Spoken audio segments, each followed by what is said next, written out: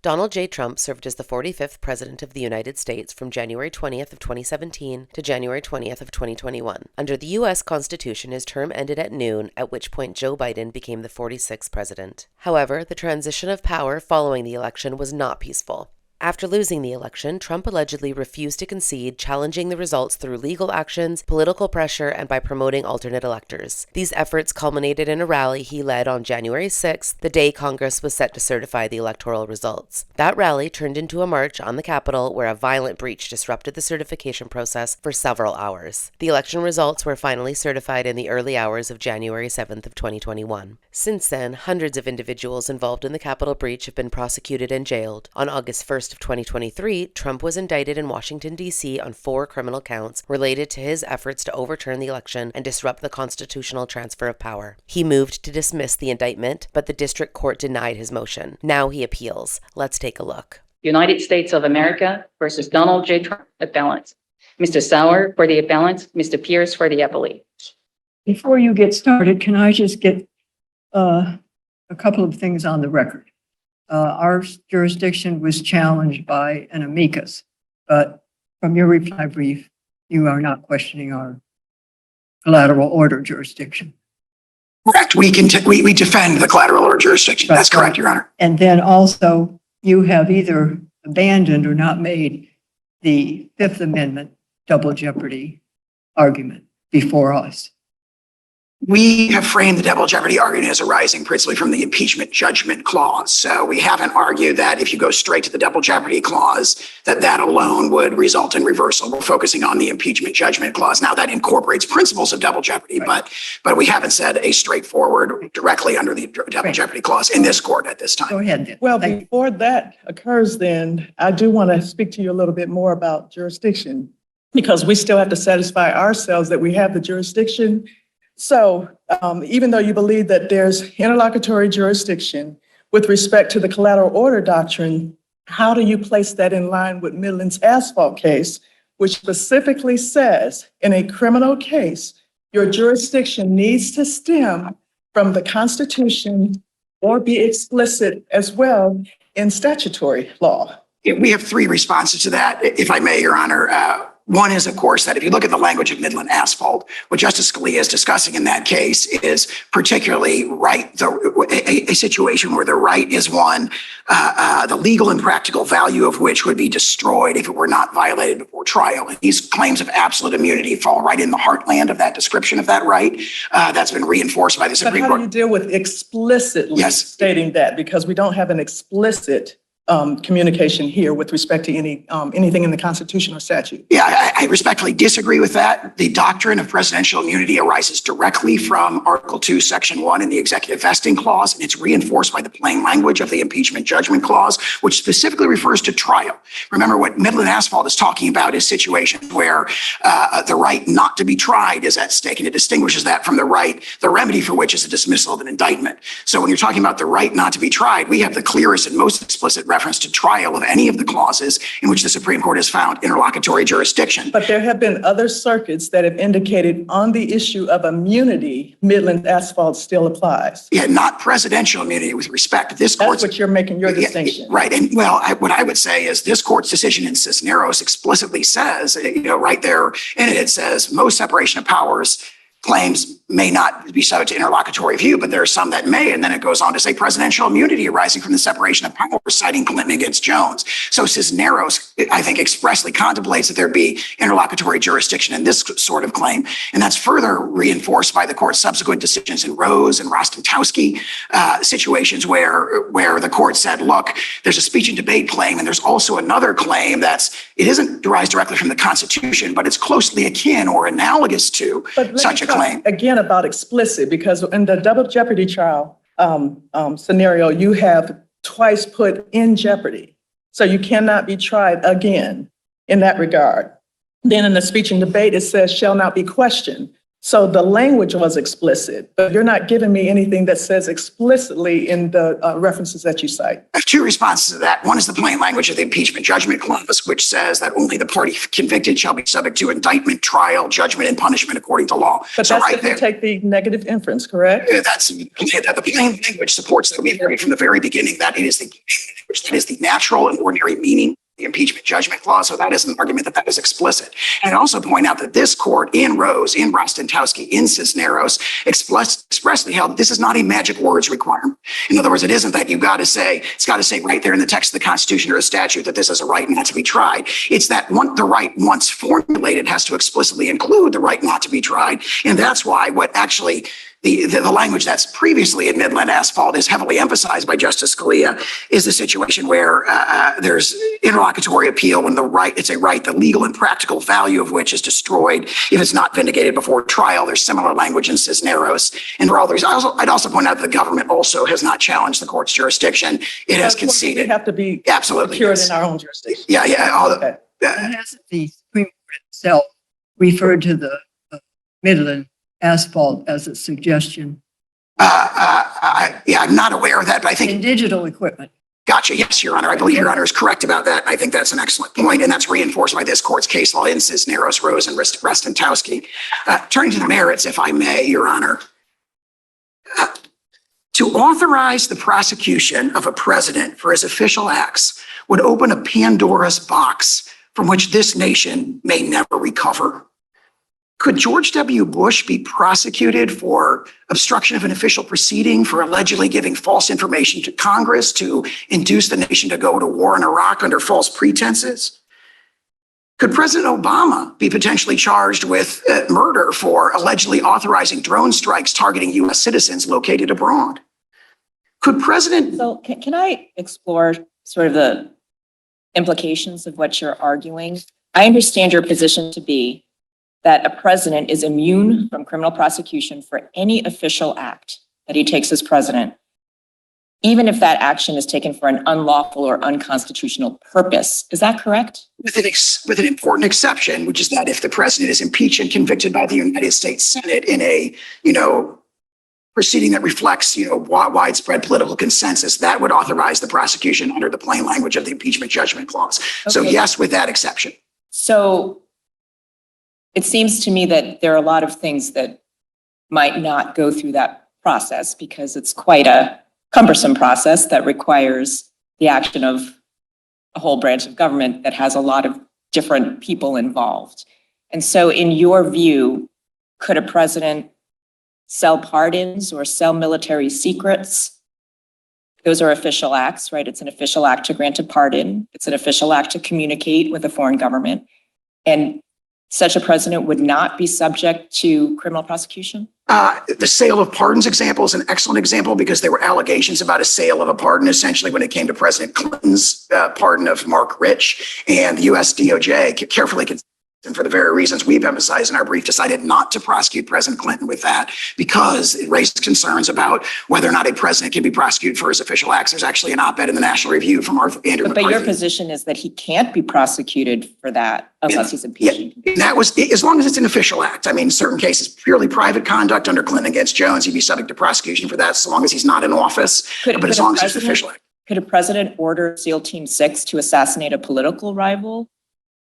That's an official act in order to seal Team 6? He would have to be and would speedily be, impeached and convicted before the criminal prosecution. What if he weren't? There would be no criminal prosecution, no criminal liability for that? Chief Justice's opinion in Marbury against Madison and our constitutional tradition and the plain language of the impeachment judgment clause all clearly presuppose that what the founders were concerned about was not... I asked you a yes or no question. Could a president who ordered SEAL Team 6 to assassinate a political rival who was not impeached, would he be subject to criminal prosecution? If he were impeached and convicted first. And so your answer is no. My answer is qualified yes. There's a political process that would have to occur under the structure of our Constitution, which would require impeachment and conviction by the Senate. In these exceptional cases, as the OLC memo itself points out from the Department of Justice, you'd expect a speedy impeachment and conviction. But what the founders were much more worried about than using criminal prosecution to discipline presidents was what James Madison calls in Federalist number 47, the newfangled and artificial treasons. They were much more concerned about the abuse of the criminal process for political purposes to disable the presidency from factions and political opponents. And of course, that's exactly what we see in this case. I've asked you a series of hypotheticals about criminal actions that could be taken by a president and could be considered official acts. And I've asked you, would such a president be subject to criminal prosecution if he's not impeached or convicted? Requirement. And your answer, your yes or no answer is no. I believe I said qualified yes if he's impeached and convicted first. We may be saying the same question thing. was, okay, so he's not impeached or convicted. Let's put that aside. You're saying a president could sell pardons, could sell military secrets, could order SEAL Team 6 to assassinate a political rival. Sale of military secrets strikes me as something that might not be held to be an official act. The sale of pardons is something that's come up historically and was not prosecuted. But your brief So- says that communicating with an executive branch agency is an official act, and communicating with a foreign government is an official act. That's what presidents do. Those are very strong situations. Those are very strong examples of potential official acts.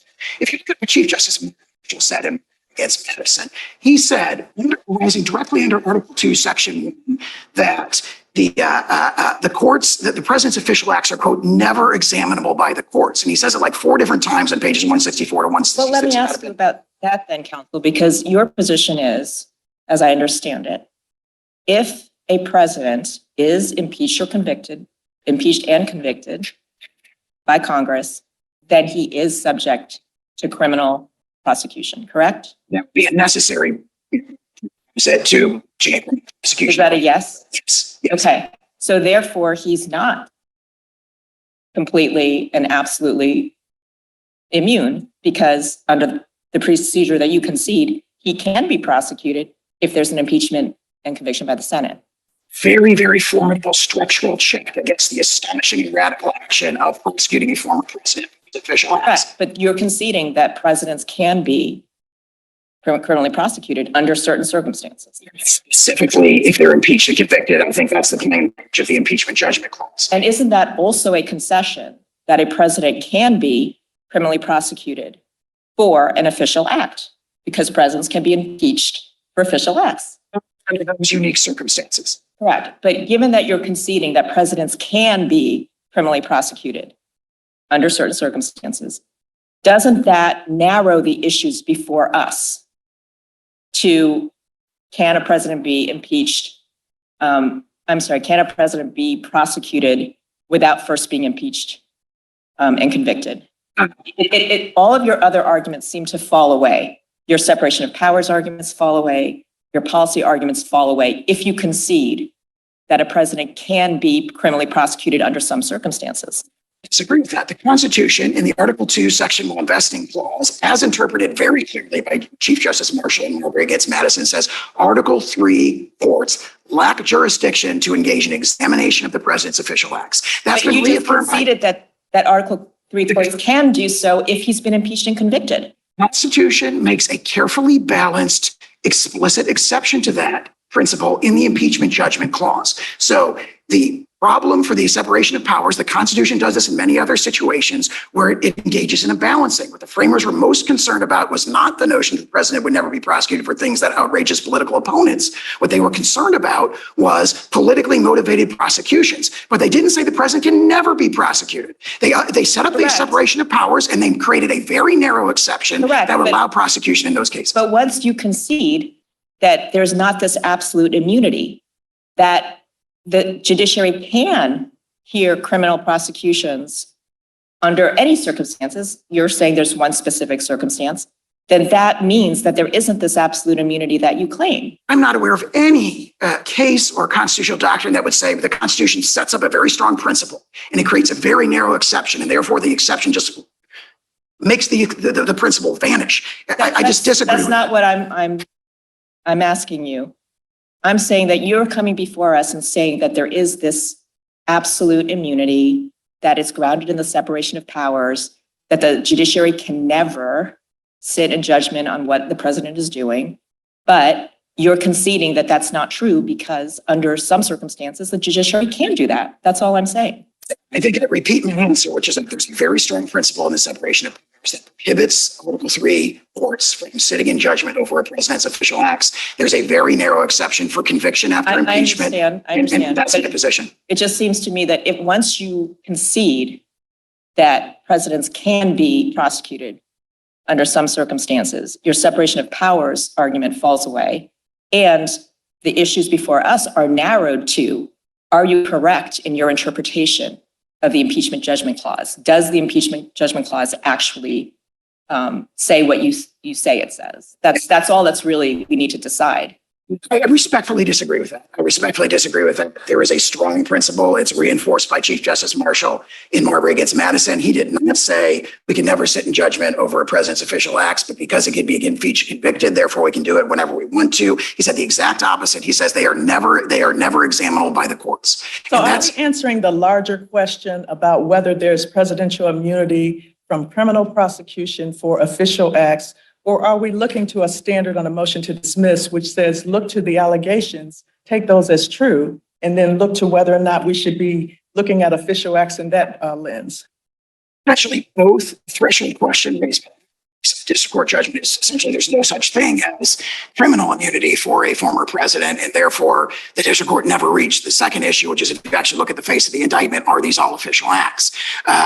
We have strong arguments on both of those things. The notion that criminal immunity for a president doesn't exist is a shocking holding. It would authorize, for example, the indictment of President Biden in the Western District of Texas after he leaves office for mismanaging the border allegedly, and let a Texas jury and Texas judge sit in judgment over the validity of his But you acts with also respect to the border. indicated earlier that when there were pardons or when people were not prosecuted, not everybody goes through an impeachment proceeding before they actually get prosecuted, because that's within the discretion of the prosecutor. Only for subordinate officers. So as the OLC amendment points out very clearly, the founders, the framers actually in the Constitutional Convention clearly contemplated that that sequence that I've described would be mandatory. He would have to be impeached and convicted first before you could go on But to. impeachment also only deals with certain crimes. Bribery, treason, high crimes and misdemeanors. Yeah, and if you look actually at what is said in the Federalist number 65 by Hamilton about that, high crimes and misdemeanors basically cover anything that the U.S. Senate makes a political judgment, justifies removing him from office and authorizing But a prosecution. prosecutor is impartial, does not make political judgments, assumingly, to charge. I think that has no basis in the context of the current prosecution, where the current incumbent of the presidency is prosecuting his number one political opponent and his greatest electoral threat in this particular. Asking you from the standpoint of what the impeachment judgment clause is designed to do, that it limits itself to certain acts. And then therefore, and if convicted, as you indicated, impeached and convicted thereafter could be prosecution. But not everybody goes through that process. And of course, it's limited to the certain actors in that regard, but not everybody has to go through that process. Prosecutors later on can come into information and evidence after they've investigated to make their determinations about what they'd like to criminally prosecute. So you're not always confined to whatever would be in the impeachment judgment clause. Whatever the practice has been with respect to subordinate officers, the evidence from the founding generation is clear as you cannot do that with respect to the president. Right. And this is one example of many that's reinforcing all the Supreme Court's case law, the uniqueness of the presidency and the person who occupies the office of the presidency. So, for example, you get repeated statements in Nixon against Fitzgerald. It's reaffirmed in Trump against Mazars, reaffirmed in Trump against Vance, and so forth about the unique nature of that particular office. But and therefore, even under Clinton, where there's a deal cut, under President Nixon, where there's pardon given, there's an assumption that you could be prosecuted, because why enter into those particular acts? those examples are examples of purely private conduct. For example, Clinton against Jones makes very clear that the stuff that President Clinton cut an indictment deal about by admitting to certain wrongdoing in exchange for not being indicted was purely private conduct. Nobody has contended that the president's immune from prosecution for purely private conduct.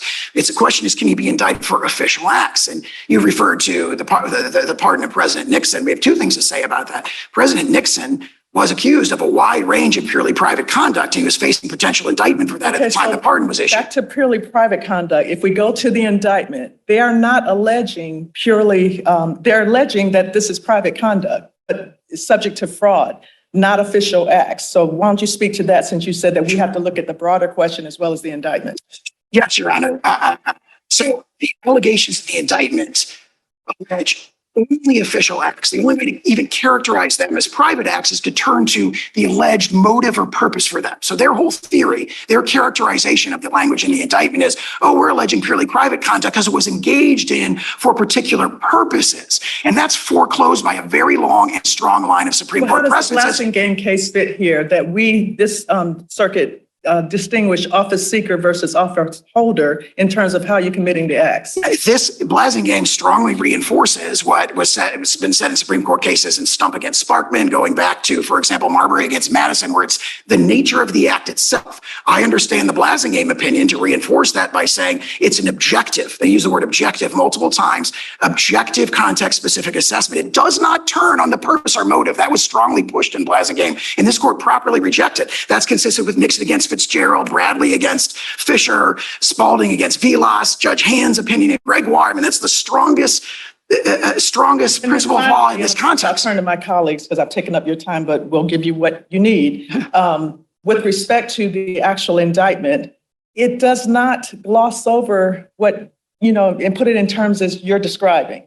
So if we look at the face of the indictment as to what's charged, when it's gone through a grand jury process, unlike the impeachment judgment clause, how do we look at those particular acts as described? Because we have to take those at face value. There's clear guidance on this from Nixon against Fitzgerald, where Nixon against Fitzgerald, the allegation was President Nixon had unlawfully terminated a whistleblower, essentially.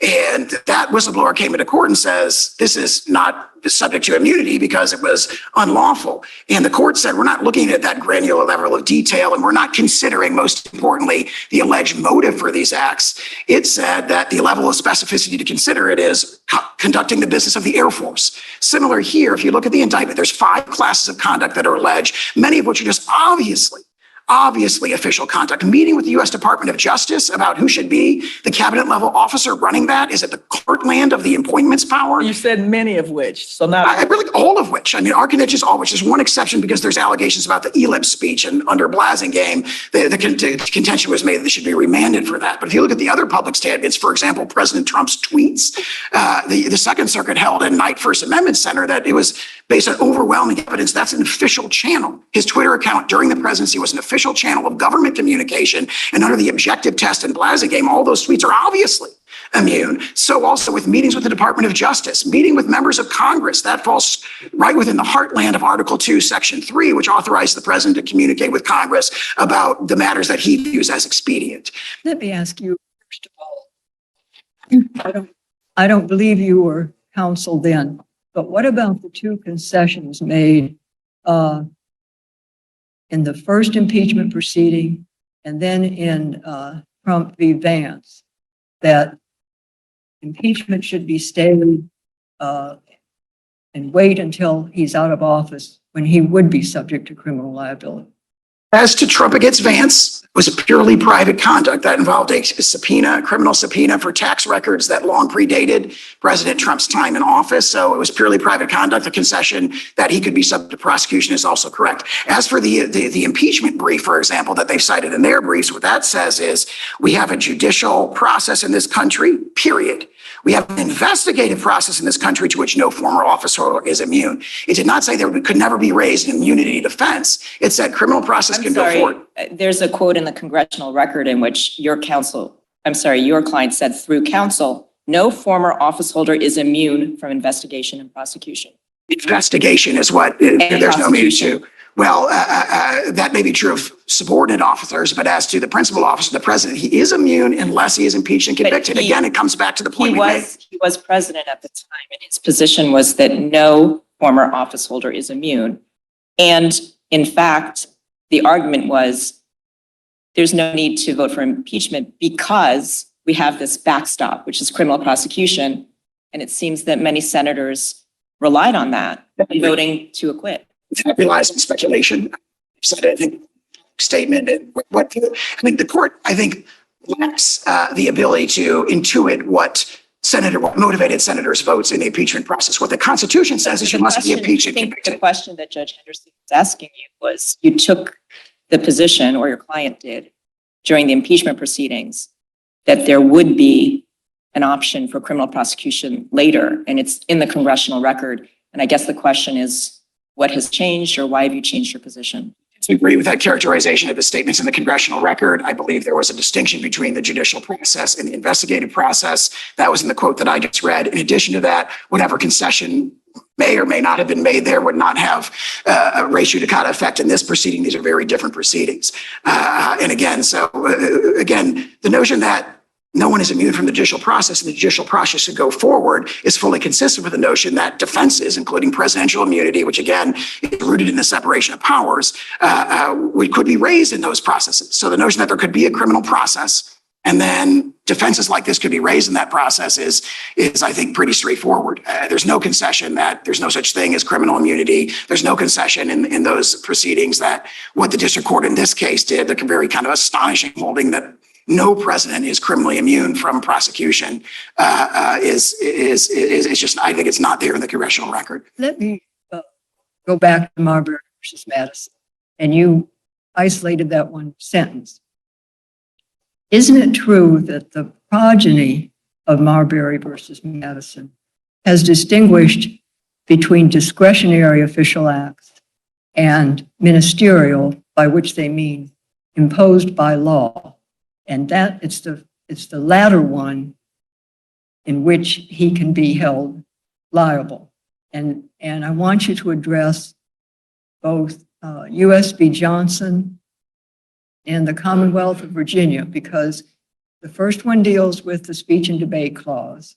And the Supreme Court said, in essence, lop off all of the evidence dealing with the speech and debate.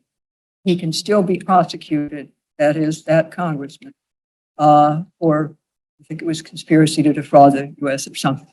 And then in the Commonwealth of Virginia, you had the judge who had been charged with a crime under which you could not discriminate in picking juries based on race.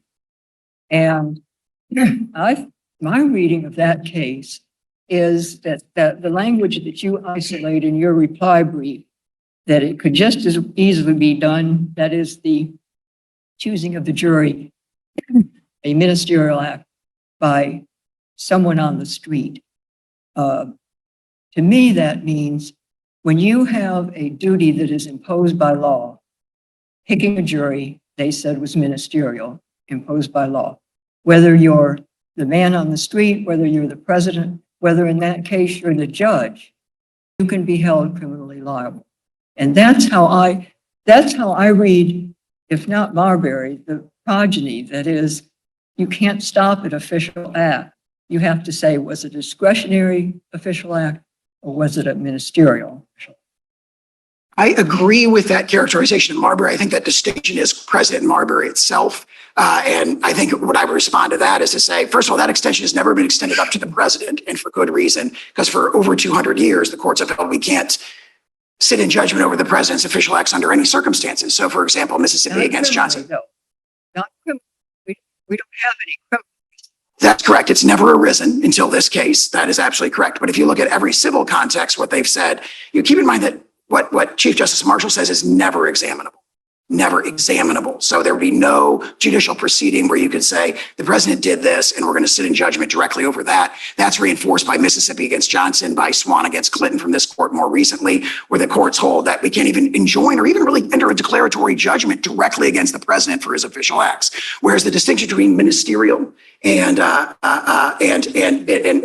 discretionary has been held totally with respect to subordinate officers, and that goes all the way back to Marbury. However, if you look at the indictment in this case, nothing that's alleged against President Trump could remotely be described as ministerial. I'm not aware the government has ever argued that. If you're talking about, responding to widespread allegations of fraud, abuse, and misfeasance in a presidential election, trying to find how to respond to that in a manner that's in the national interest, matters of that nature are not ministerial at all. So even if that distinction goes all the way up to the, so to speak, it wouldn't save the indictment here. Why isn't it ministerial?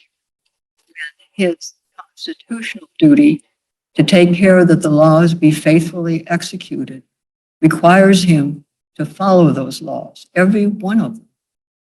Yeah, I mean, nothing, I mean, I would say that the take care clause, carrying out one's duties in the take care clause are inherently discretionary. An example of a ministerial act, for example, in Marbury against Madison is like delivering a seal when you're requested, because there's a separate statute, right? What they emphasize is there's a separate statute. The Secretary of State had kind of these two hats on. He was, on one hand, a direct agent of the president, and in that, this could never be examined by the courts.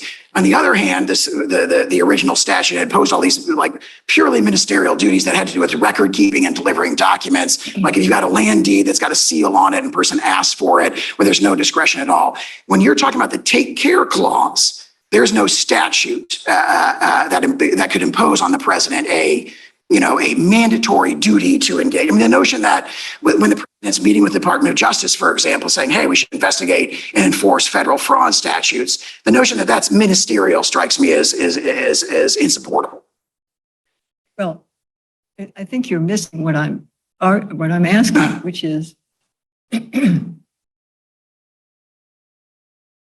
think it's paradoxical to say that his constitutional duty to take care that the laws be faithfully executed allows him to violate criminal laws. Now, we're at the motion to dismiss stage.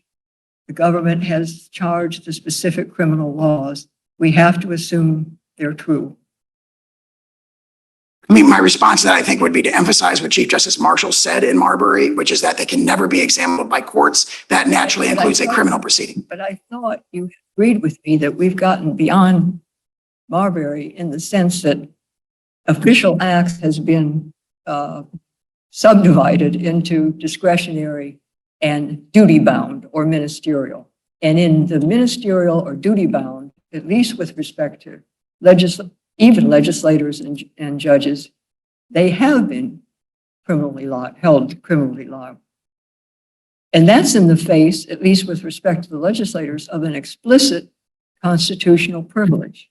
Yeah, I don't view United States against Johnson and even ex parte Virginia as resting on the ministerial versus discretionary distinction. I think what Johnson says is, it doesn't say, hey, when you were doing these other things, they were ministerial. What it says is these were not legislative acts.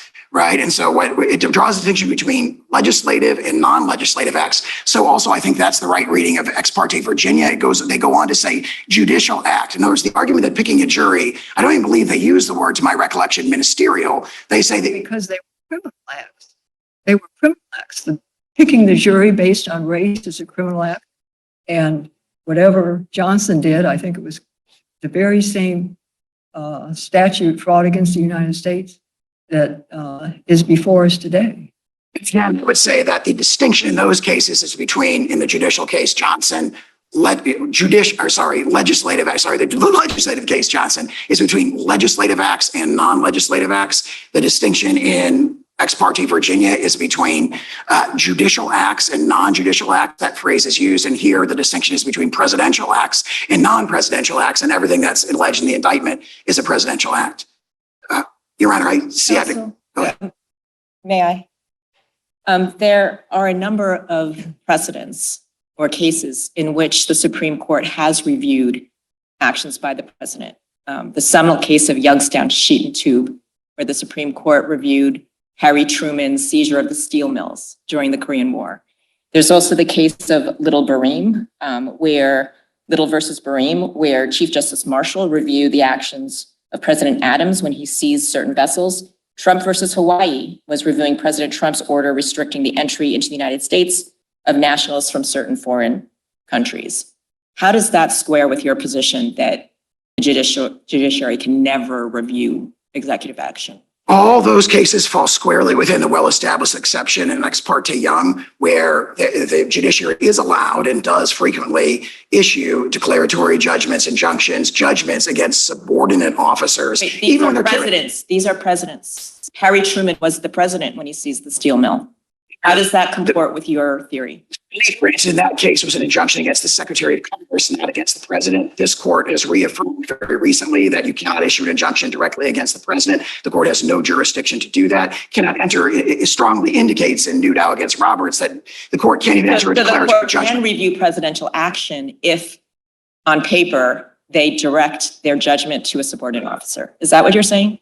And because these are presidential actions. The court can definitely enjoin the actions of subordinate officers that violate the Constitution. That is ex parte Young. All the I cases understand, fall but within the I'm ex. asking you a different question because these are presidential decisions, presidential actions. And you're saying that the court can review presidential actions as long as when they issue the judgment, they issue it to a subordinate. In direct context, it can directly sit in judgment over the president's official acts. It's been established for over 200 years.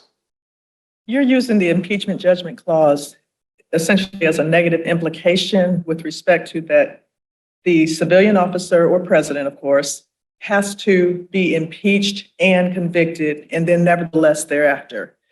If there is an acquittal, how are you using it in that regard? Because sometimes, and particularly in this case, the acquittal can arise from lack of jurisdiction, not actually trying the merits of the case.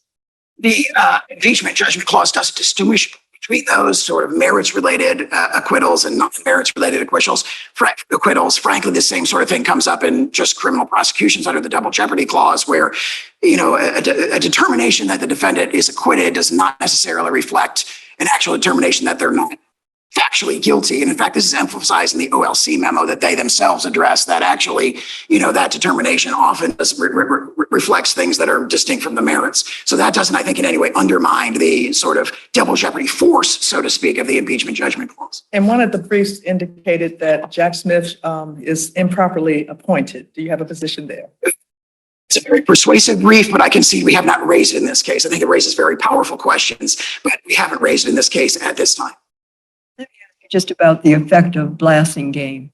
If we say we can't determine if these acts are official or private, I want to stay away from that. I'm going to say ministerial or discretionary. And blasting game characterizes it in terms of office seeker versus office holder. What is your position about, would we have to remand it for the district judge to decide in the first instance whether these the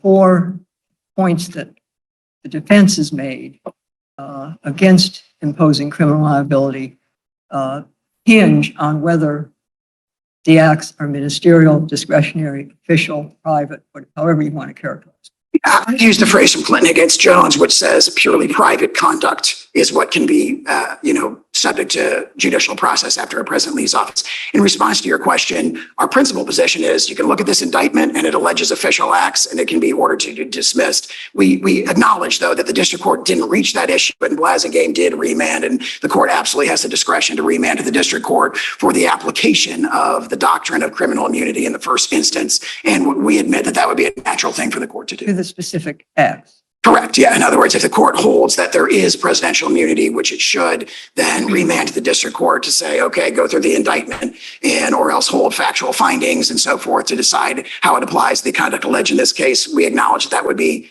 the court has the discretion to do that, and that would be a natural course. And if there are no further questions. I have one more question. So under the framework established or discussed in Nixon versus Fitzgerald, we're supposed to conduct a balancing test where we balance the need for the asserted immunity versus other public interests. And I see you as trying to represent a need for the executive to have this immunity to facilitate executive functions, the ability to act without hesitation, to be fearless, to make decisions without being inhibited by the fear of criminal prosecution. But it seems to me that there are some other Article 2 interests here that are countervailing.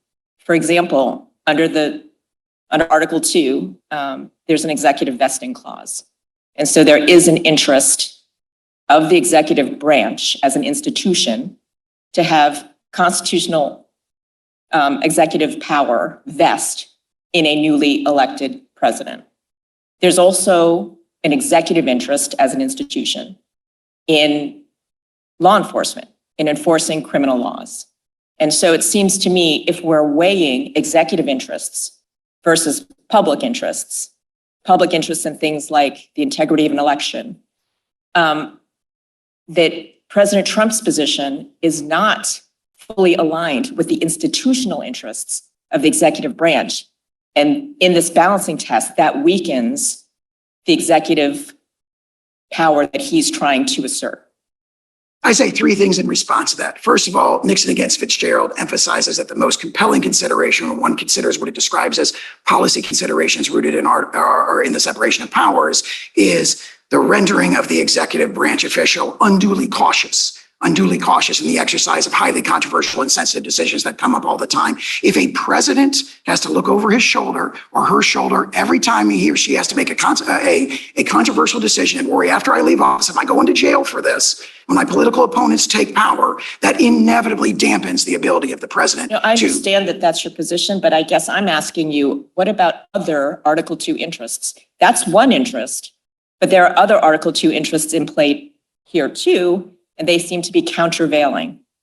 The interest in executive vesting, the interest in law enforcement, those are also executive branch interests. And how should that affect the analysis? Those, to the extent the court conducts a balancing, our principal position is you can go back to Marbury versus Madison and adopt a categorical rule, which is also referenced in Nixon against Fitzgerald. But to the extent the court reaches the balancing of policy considerations, those are decisively outweighed by the sort of republic shattering consequences of subjecting our chief executives in an endless cycle to prosecution once they leave office. The founders were very much against that. They were deeply concerned with that. You see that in Hamilton's writings in Federalist 65, 69, and 77. You see it reflected in Madison's concern about newfangled and artificial treasons in Federalist 47. And that is the original meaning of the Constitution.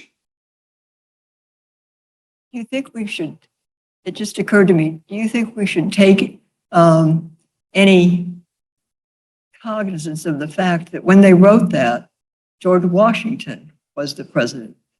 I mean, a very, very strong executive. The Congress was brand new. Everything else was brand new. And things have balanced out. I mean, we've got a strong Congress, we've got a strong judiciary, and we've got a strong president.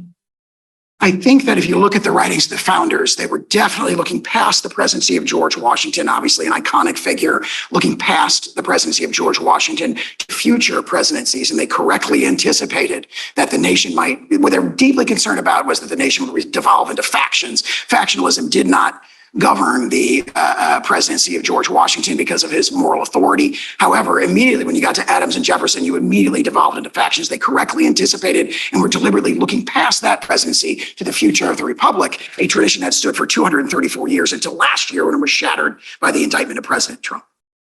And if the court has no further questions, we would ask the court to reverse. And if the court rules against us in any respect, we renew our request that the court stay its mandate to allow us to seek further review, both en banc and or Supreme Court review. And you do have 5 minutes.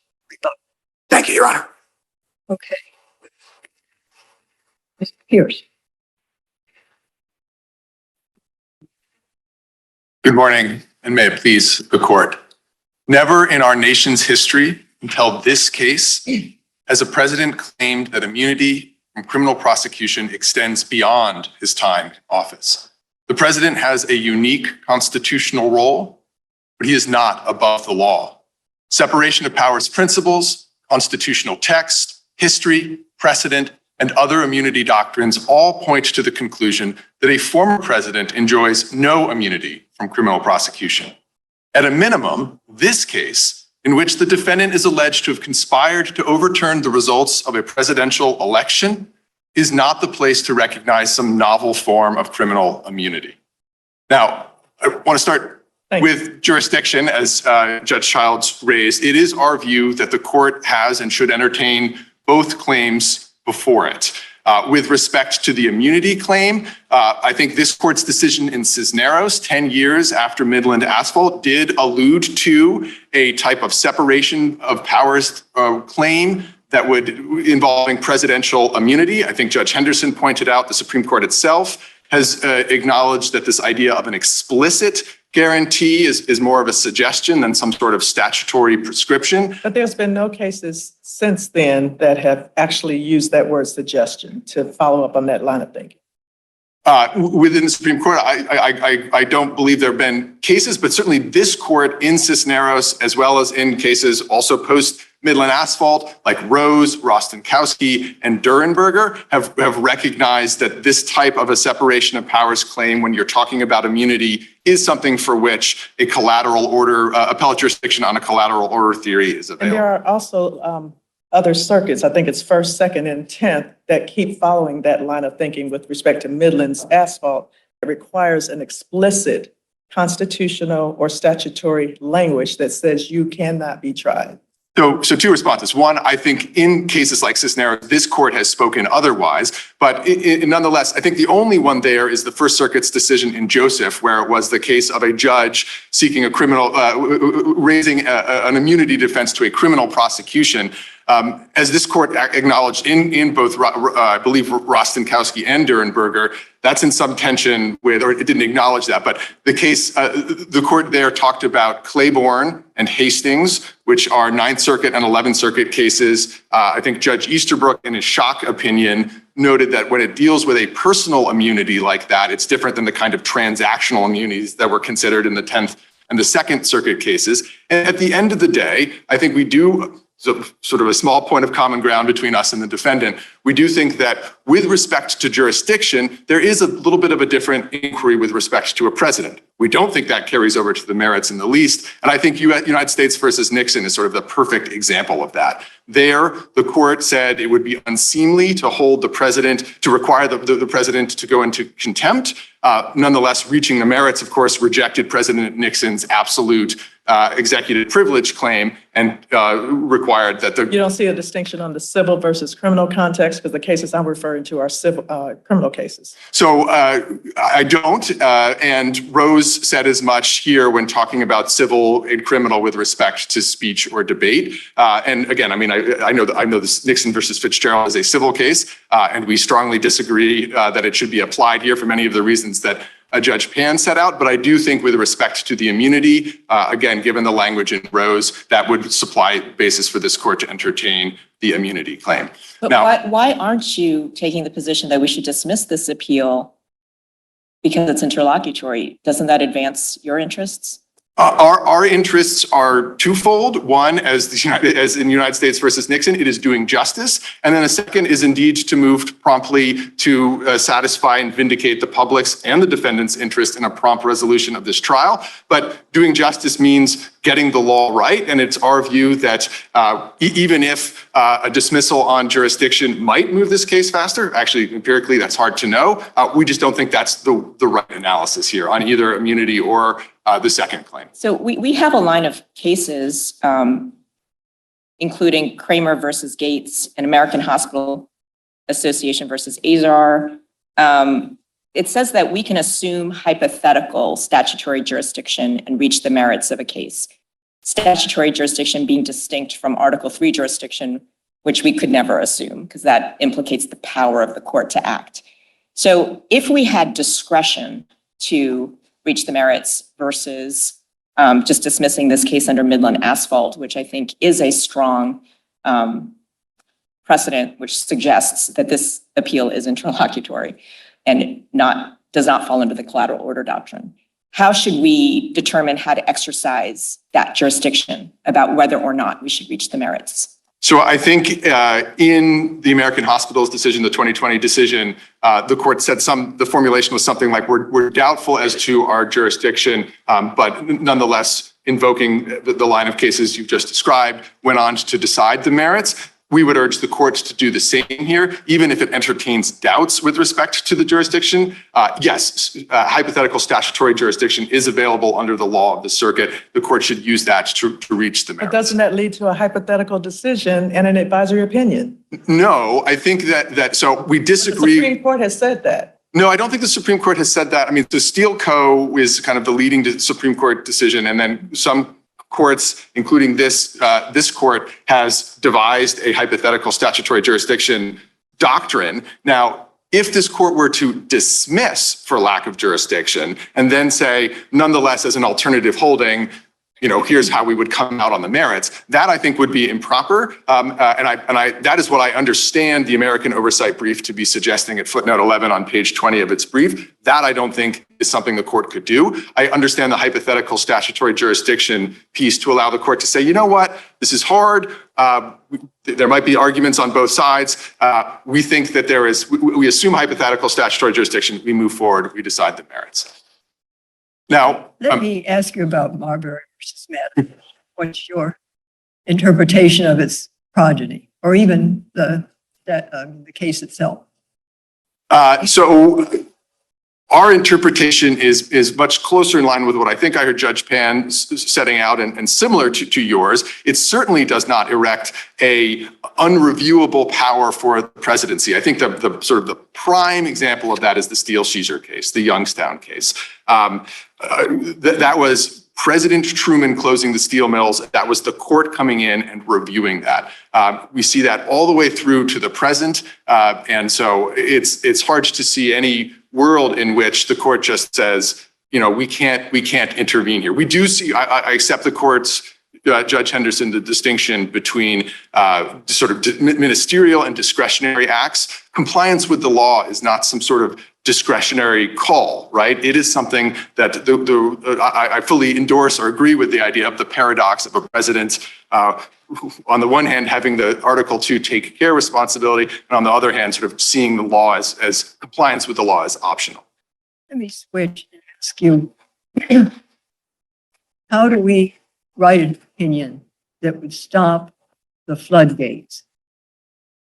Your predecessors in their OLC opinions recognize that criminal liability would be unavoidably political. So a couple of responses. For one, of course, that was with respect to a sitting president. I think the analysis is extraordinarily different with respect to a former president, which OLC in that very same, I'm sorry. But not with respect to being necessarily political. Well, I think there is a political process which is impeachment, and we can talk about that, but there is a legal process which is decidedly not political. And that is a process which has the kinds of safeguards that a couple of members of the court here have already referred to. We're talking about prosecutors who follow strict codes and who are presumed to act with regularity, grand jurors, pettit jury eventually, and this court sort of standing, Article 3 court standing above it. But I also want to push back a little bit against this idea of a floodgate. At least since the Watergate era, 50 years ago, has there been widespread societal recognition, including by presidents and the executive branch, that a former president is subject to criminal prosecution. And Nixon was not about private conduct. Nixon was about, among other things, using the CIA to try to interfere with an FBI investigation. He then accepts a pardon, understanding that after having resigned, right? So again, I think that also undermines this impeachment first argument. After Nixon, we then see a series of independent and special prosecutors investigating a range of different types of conduct. You saw independent counsel Lawrence Walsh in the Iran-Contra affair. That's an example that the defendant invokes in his reply brief. In chapter 27 of that report, the independent counsel assumes that President Reagan is subject to prosecution and says, but we didn't get there evidentiarily, right? There were not that we thought there was some sort of immunity.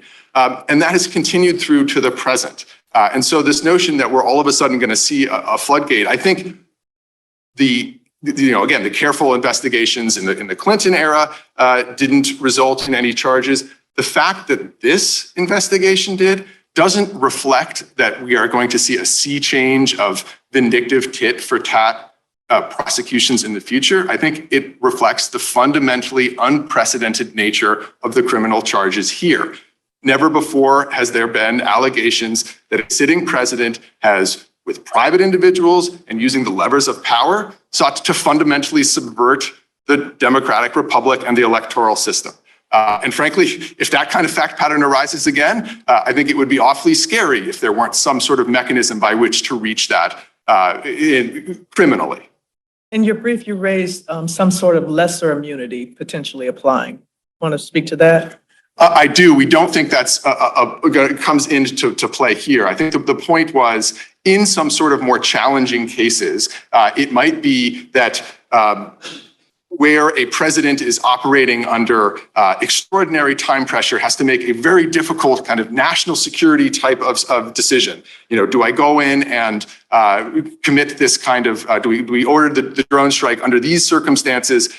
You know, a president will often have a cadre of lawyers to advise him or her. The lawyers say, Madam President, we'll get you a memo in 2 months.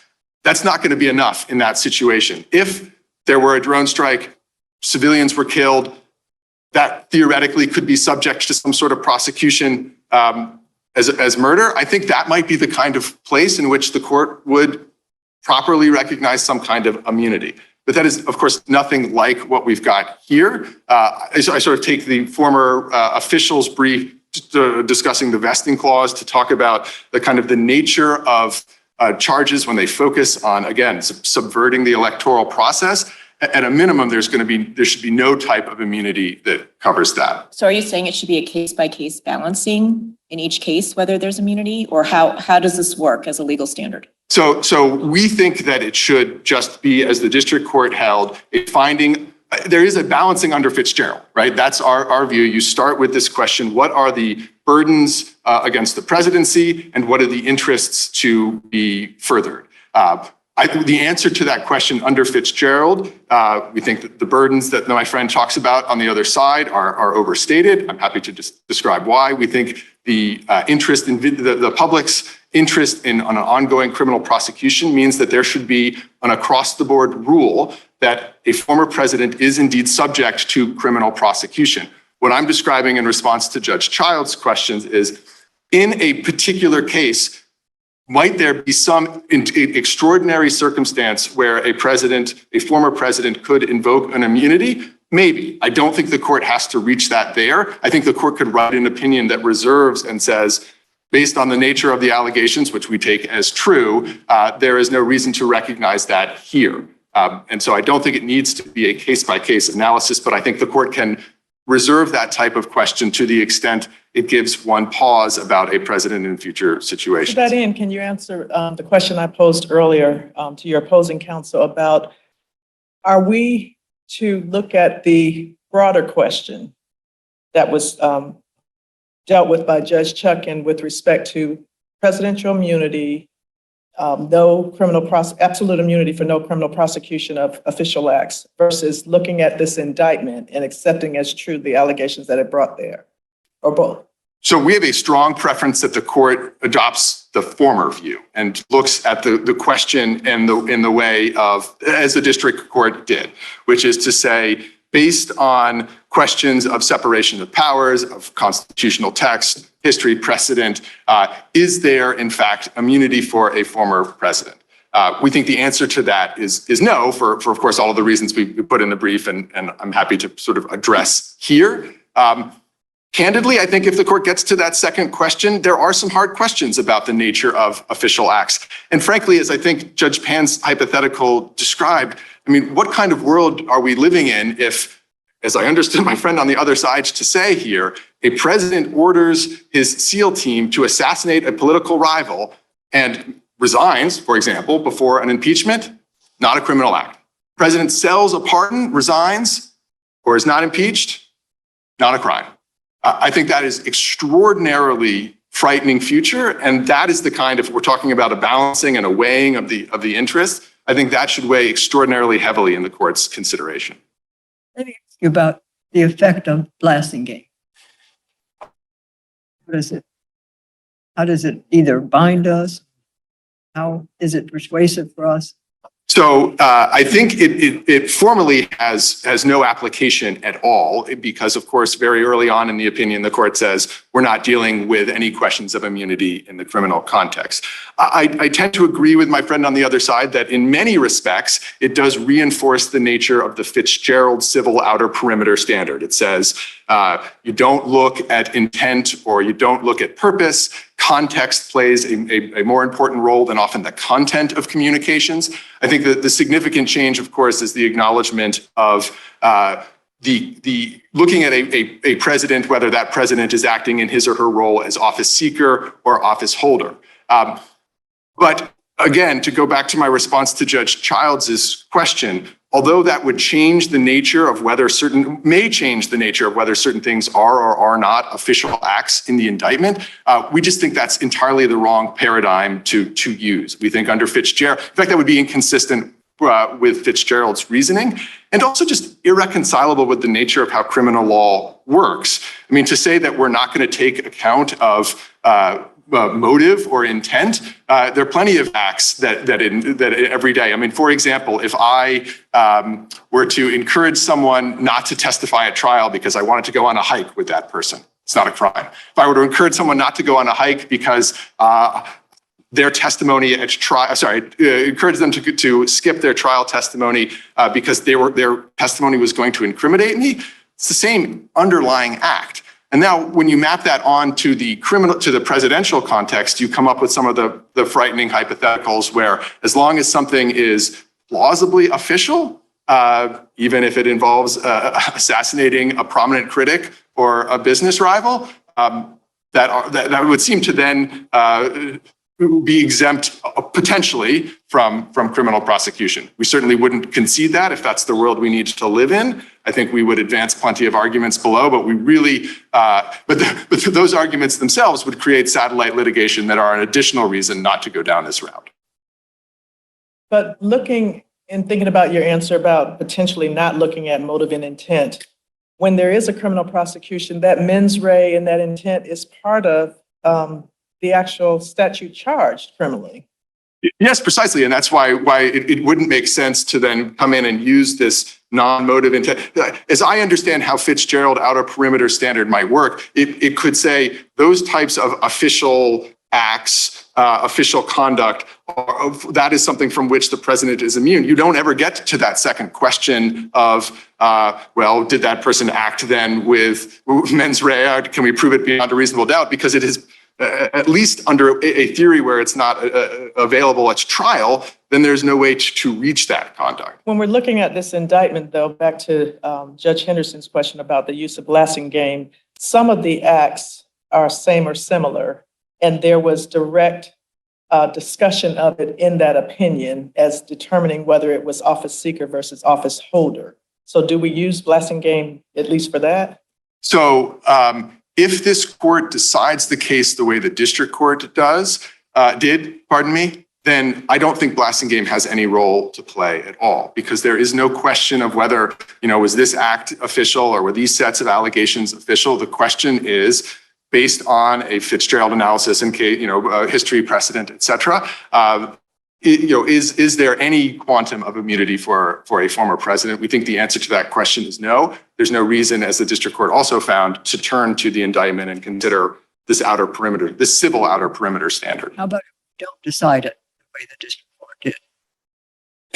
If you don't, I suppose a lot would. On the blasting game. So there are a lot of different ways this court could not decide it that way. I think to pick up on my response to Judge Childs, we certainly stand by our view in the brief that some substantial number of allegations would fall outside of an outer perimeter, and that I think is enough to affirm. I think either parties are urging the court at that point to then send, of course, the case back to the district court. I think that then would create a series of challenging questions that I mentioned earlier. What are the evidentiary theories under which that evidence could potentially come in? But it would be our strong view, and we would want, if the court followed that route, which we urge the court not to make clear that immunity is an on-off switch, right? This is the immunity appeal. If the court says we affirm, we send it back, there's no immunity, then other things become evidentiary questions or questions really of jury instructions, in which any appeal is then an appeal from a final judgment, if any final judgment. And the immunity defense is never lost. Well, I don't think it's immunity at that point. I think this court will, in what I've just described, will have said there is no immunity. There may be some types of other challenges as evidence comes in at trial. But again, I think that would lead to this extraordinarily complicated litigation that is not the top line reason, but certainly among the reasons why the court should not go down that path. Since President Trump concedes that a president can be criminally prosecuted under some circumstances, he says that that is true only if he is first impeached and convicted by Congress. Do you agree that this appeal largely boils down to whether he's correct in his interpretation of the impeachment judgment clause? That is, if he's correct that the impeachment judgment clause includes this impeachment first rule, then he wins. And if he's wrong, if we think the impeachment judgment clause does not contain an impeachment first rule, then he loses. So I think that's basically right. I mean, the defendant's theory over the course of this litigation has evolved a bit. And I think now before this court, I understand the argument to be principally sort of the principal submission to be, as you've just described, this, what we call in our brief, the conditioned precedent argument, that there is only liability, criminal liability for a former president if that president has been impeached and convicted. And that is wrong for textual, structural, historical reasons, and a host of practical ones, one of which I'll start with, again, to just amplify the point. It would mean that if a former president engages in assassination, selling pardons, these kinds of things, and then isn't impeached and convicted, there is no accountability for that individual. And that is frightening. Now, to go back to some of the textual and historical and structural, my friend on the other side sort of suggests this is what the founders were talking about and this is what they were worried about. I think that's entirely an inaccurate representation of the founding era history. There's basically no discussion of the impeachment judgment clause, which I take the defendant's principled textual argument to be. What the impeachment judgment clause did was two things, as the district court described, right? It constrained the sanctions that Congress could place on an impeached and convicted officer, not only a president, any kind of officer, to removal or disqualification. And then it made clear that that impeachment did not impose some sort of preclusive bar on subsequent criminal prosecution. You would think that if there was this kind of impeachment first requirement, impeachment and conviction first, you might actually find something somewhere in the sources, the framing, the convention in Philadelphia, the ratification discussions, early history. There is nothing of that. We've cited certain things in our brief from James Wilson, from Edmund Pendleton, from Representative Dana that say this. Justice Story. I don't hear the defendant to offer anything other than, well, Hamilton. All that Hamilton was describing was the undisputed point here that a sitting president can't be subject to criminal prosecution until that sitting president is no longer in office, whether the removal from office is through impeachment and conviction or simply the end of the term. Now, one structural point as well that I just want to quickly make, the district court made this, which is if this rule were right, that would if the conditioned precedent rule were correct, it would pose significant separation of powers problem of its own. It would basically mean that the executive branch would only be able to prosecute someone if Congress had acted. And there are all sorts of reasons why, of course, Congress won't act. For one, they've never believed that it was required. And also, in certain instances, they may decide that they don't have jurisdiction. Many of the members of Congress seem to hold that view with respect to the defendant's second impeachment.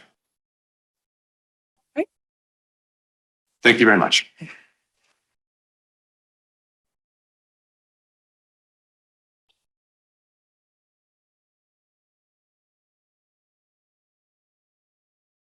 Yes, go ahead. Thank you, Your Honor. And in my limited time remaining, I just want to make 3 points to the court in response to the opposing counsel's argument there. One is that the opposing counsel used the phrase above the law, saying that an immunity doctrine for criminal immunity would place the president above the law. I would just direct the court's attention to what the Supreme Court said in Nixon against Fitzgerald in the context of civil immunity. They described the allegation that immunity sets the official above the law as, quote, rhetorically chilling, but wholly unjustified. The U.S. Constitution, the separation of powers, the executive vesting clause, the impeachment judgment clause, these are the foundational and fundamental law of our country, and the president's immunity is determined on that. So that is more rhetoric than reality, is what the Supreme Court said in Nixon against Fitzgerald. I'd also point out that when it comes to the question of whether or not the indictment alleges solely official acts, the indictment does not allege that President Trump did anything wrong after he left office. So it focuses solely on acts that he took while he was in office. And that's a telling indication that we're dealing with official acts here. And then finally, I would address Judge Henderson's, your question about the floodgates. And I tie that to what my opposing counsel said about a so-called frightening future. The frightening future that he alleges, where presidents are very, very seldom, if ever, prosecuted because they have to be impeached and convicted first, is the one we've lived under for the last 235 years. That's not a frightening future. That's our republic. What he is forecasting is a situation where the floodgates will be opened. We are in a situation where we have the prosecution of the chief political opponent who's winning in every poll. Presidential election upcoming next year and is being prosecuted by the administration that he's seeking to replace. That is the frightening future. That is tailor-made to launch cycles of recrimination that will shake our republic for the future. If you have the impeachment judgment clause, as you indicate impeachment, then conviction, but then the president either resigns, is removed, and then later on is prosecuted for a different crime. Can that happen, or is there immunity there? I'm not sure I understand the hypothetical. Could you say it again? I apologize. Just indicating that if you're resting on that there must be impeachment and conviction, and it's for one set of crimes, but then later on the president either is removed from office or resigns, and later on there's a prosecution for something different. Is there immunity for that later crime? Yes, I think that's the better reason. Obviously, it's not presented in this case because we have a close match between the conduct, the underlying conduct or transaction occurrence that's alleged in the articles of impeachment, of which there was an acquittal, right? Which is the strongest case for double jeopardy, and between the facts alleged in the indictment. But if there were like an unrelated prosecution, because you just made a statement about he's only being prosecuted for crimes while in office. And so that's why I'm asking about leaving office and then thereafter being prosecuted for something different. To be under the plain text of the Constitution, the best reading would be he has to be impeached and convicted for the thing that he subsequently prosecuted. So if he were impeached, convicted, and removed from office, and they charge him with another official act that was unrelated to the impeachment, I think that what Chief Justice Marshall says in Marbury would still govern. I think that's obviously it's not presented in this case. The court doesn't have to decide it, but that'd be my answer. So I just want to confirm your position is if President Trump had been convicted after his impeachment trial on incitement of insurrection, if he'd been convicted, then this prosecution would be entirely proper. Which I would say that if you were impeached and convicted for the same and similar conduct, then that would authorize a subsequent prosecution. Obviously, we have many other issues with this prosecution. Is that a yes? So I do. Because I think you said in your brief that impeachment for incitement of insurrection is based on the same or related conduct as that which is in the indictment. Yes, I agree with that. So if he had been convicted by the Senate, then this prosecution would be entirely proper, correct? Well, I would not phrase it that way because there's lots of other problems with this prosecution that we've raised in extensive pleadings to the district court. He could be prosecuted. Under the impeachment judgment clause, if he had been convicted by the Senate when he was impeached for incitement of insurrection on same or related conduct as what's in the indictment, then this prosecution would be properly brought. There's a prosecution could be properly brought. This prosecution, which has tons of other problems with it. I just want to be very clear about that. I'm making any concession that this prosecution is. All right, let me try one more time. Under your interpretation of the impeachment judgment clause, if President Trump had been convicted when he was previously impeached on same or related conduct as that which is in this indictment, the government could properly prosecute him for that same or related conduct. Yes or no? Potentially, provided they qualified with all kinds of other legal doctrines that are violated in this case. So I admit that a I'm prosecution. only could be asking you, under your interpretation of the impeachment judgment clause, is that proper? Is that allowed? And I stand on my prior answer. I think we're agreeing.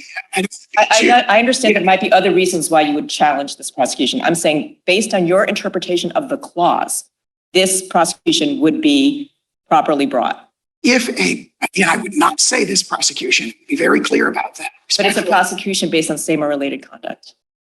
This prosecution, which has many other issues related to it, what I would say is that the impeachment judgment clause authorizes the prosecution of a president who's been impeached and convicted by the Senate, which President Trump All right, has not. make it a hypothetical. Say a president was impeached and convicted on a charge of incitement of insurrection that is under the same allegations as a criminal indictment. He's convicted. Then the government could bring a prosecution for the same or related conduct, correct? Don't disagree with that. Okay. That's correctly. And then that means that the conduct that's same or related, even if it's official, he could be prosecuted for it, correct? You're convicted. Correct. Okay, thank you. But my question goes to after the fact, and the reason I say that, even though you're challenging that these actions are only occurring while president, the district court's decision was that there is no presidential immunity from prosecution for official acts. It doesn't put a time frame in there. And so that's why I'm going to beyond your investigation. Your prosecution might not come until later, after the president has left office. So are you telling us that we are limited to a time frame in answering this question?